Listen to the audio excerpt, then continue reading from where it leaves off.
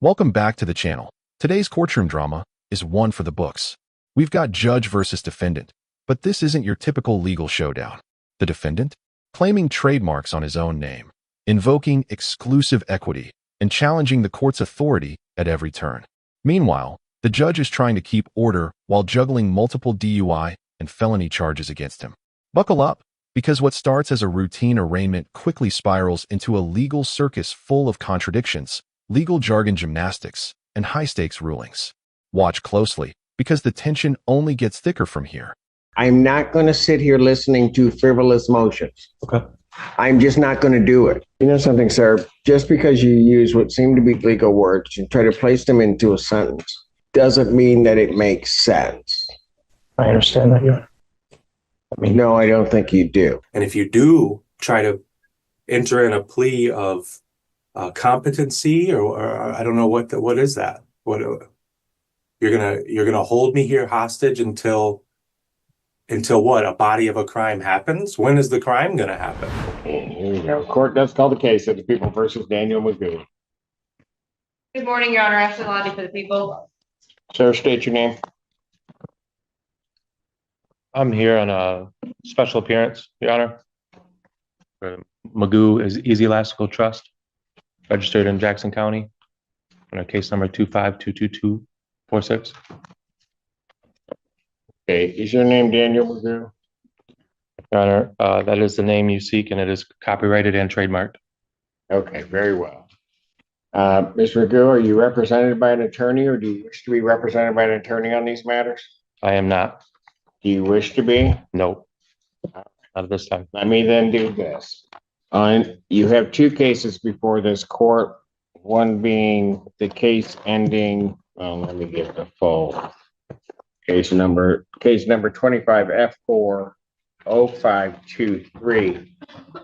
In that case, sir, the complaint does allege that on March 27, 2004, you committed the offense of operating while intoxicated. Do you understand what you're charged with? I do not. You do not understand There is that? no eyewitnesses or corroborating witnesses at all.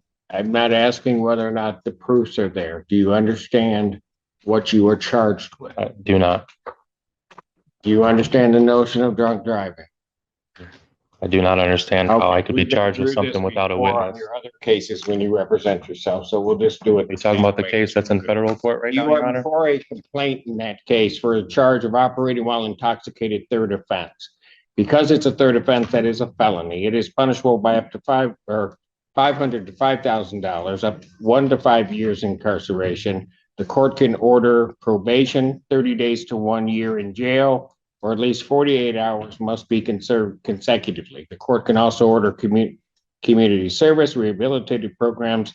The court can also order your vehicle immobilized, can order you to pay the cost of the prosecution, as well as the cost of any emergency governmental services. As I am here and as a trust, Your Honor, I am here in exclusive equity.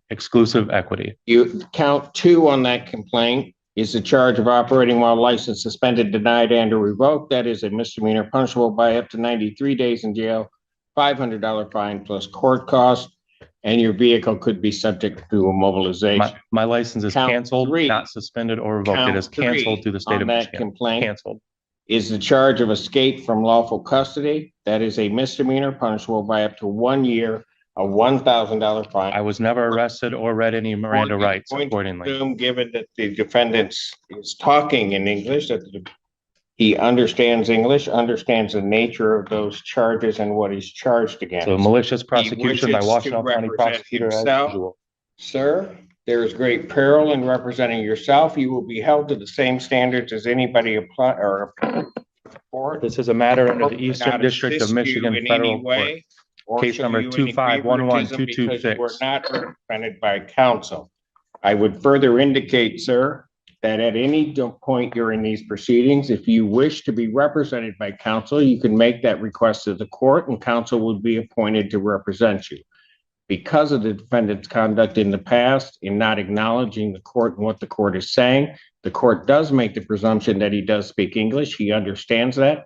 I would further state on the record that Mr. Magoo has been through this process before. He does understand that if he does wish to be represented by counsel, the court would give him counsel or would have counsel appointed to represent him in this matter.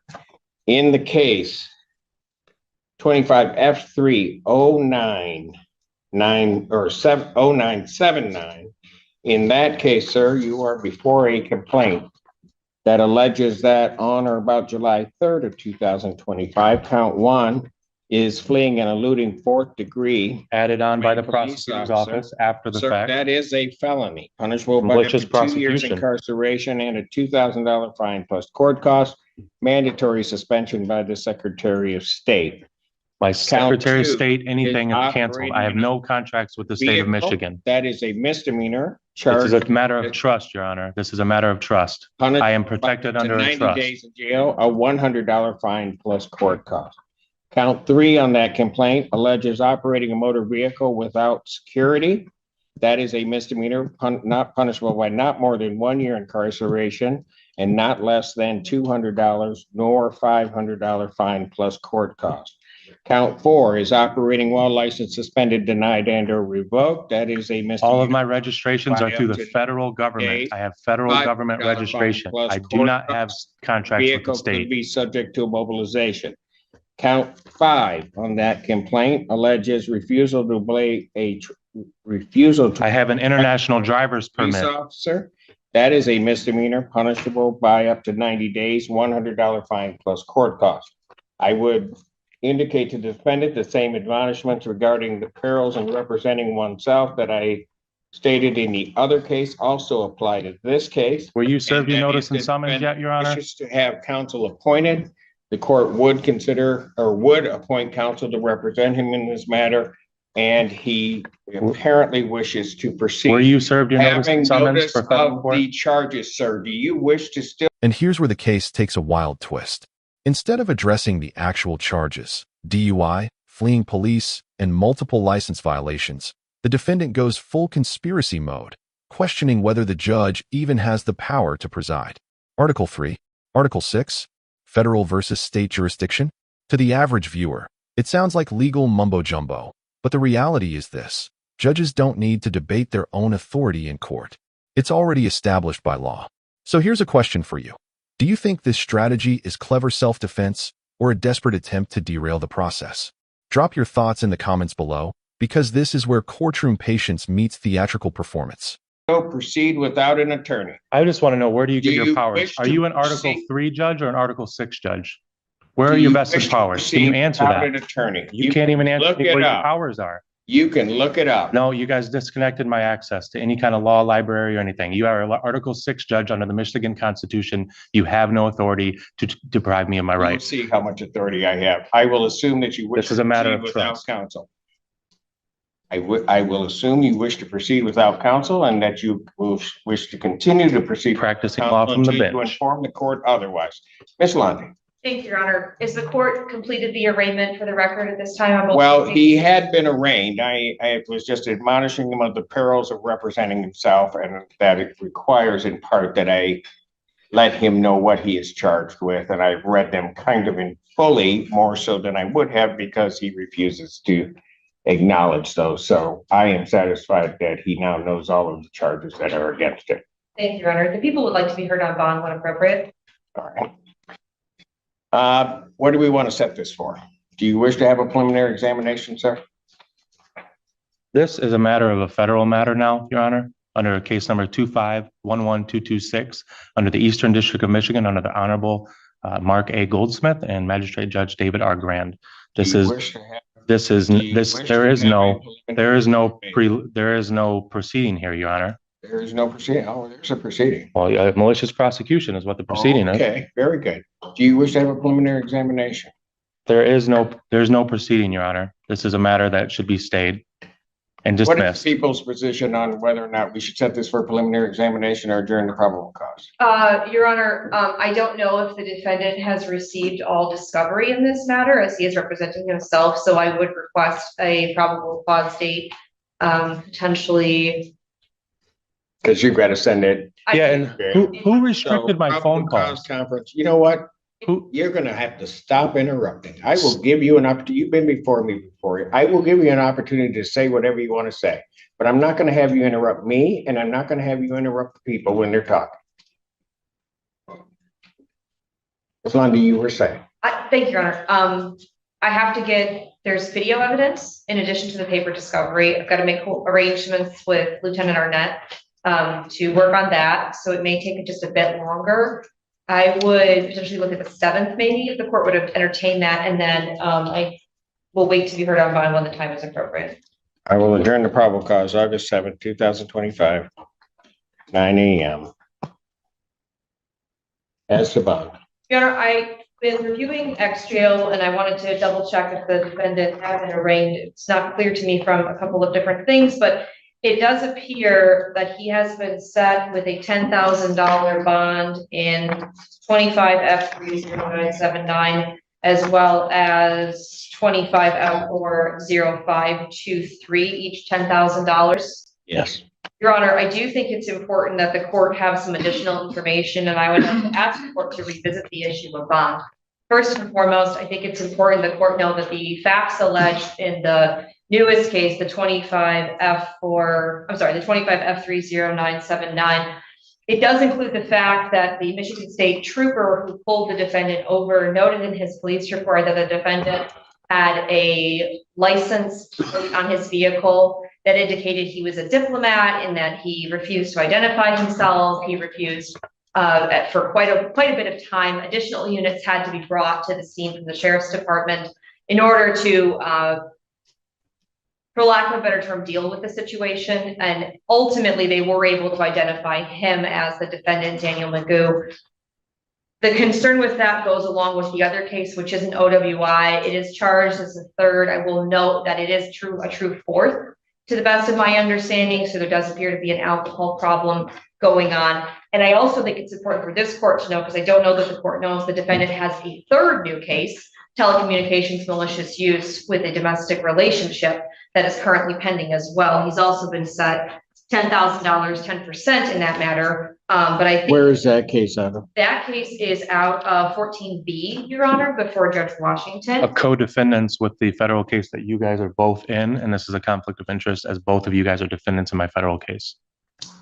Go ahead. I also understand, Your Honor, that there is a municipal case out of Canton Township that was set for a jury trial in April of this year, where the defendant failed to appear. And there were jurors, there was a veneer that had been brought in. And I bring all of this up to say, Your Honor, that the people are concerned about the defendant's ability to remain law-abiding, because I'll also note for the record that at the time that the new resisting, obstructing, fleeing, eluding case and the telecommunications malicious use case came up, he was in bench warrant status before Judge Slay, is my understanding, for refusing to come after the case here had been bound over, refusing to appear in person.